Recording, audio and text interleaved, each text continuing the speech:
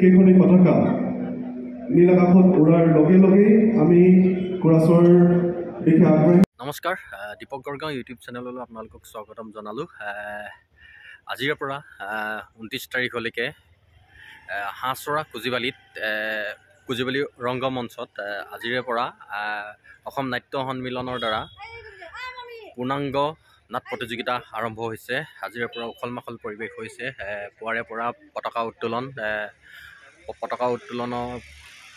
উত্তোলন কৰি শ্ৰদ্ধাঞ্জলি অনুষ্ঠান হৈ এতিয়া বৰ্তমান বিপণী উদ্বোধন হৈছে। সন্ধিয়াৰ পৰা পূৰ্ণাংগ নাট প্ৰতিযোগিতা আৰম্ভ হ'ব। যিসকলে নাটক চাই ভাল পায় সেইসকলে আজিৰে পৰা হাঁহচৰা কুজিবালিলৈ আহিলে আজিৰ পৰা চাব পাৰিব নাট প্ৰতিযোগিতা।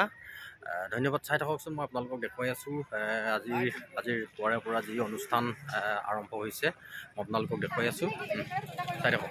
ডাঙৰীয়া, পদ্মেশ্বৰ চেতিয়া ডাঙৰীয়া, যতীন চেতিয়া ডাঙৰীয়া, যোগেন সন্দিকৈ ডাঙৰীয়া, পদ্মেশ্বৰ কোঁৱৰ ডাঙৰীয়া আৰু সমূহ উদ্যোক্তা আৰু হাঁহচৰাবাসী ৰাইজক পতাকাস্থলীলৈ আহিবৰ বাবে অনুৰোধ জনাইছোঁ। আমি পতাকা উত্তোলন কাৰ্যসূচী আৰম্ভ কৰিব বিচাৰোঁ। তাৰ প্ৰাকখনত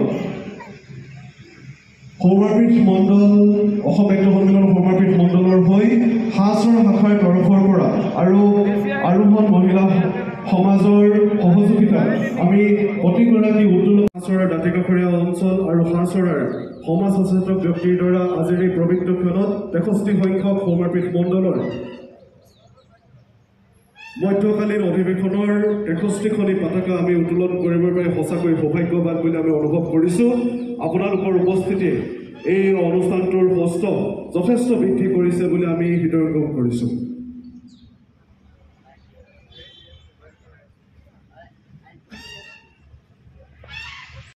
আৰু সমূহ উদ্যোক্তা আৰু হাঁহচৰাবাসী ৰাইজক পতাকাস্থলীলৈ আহিবৰ বাবে অনুৰোধ জনাইছোঁ। আমি পতাকা উত্তোলন কাৰ্যসূচী আৰম্ভ কৰিব বিচাৰোঁ। তাৰ প্ৰাকখনত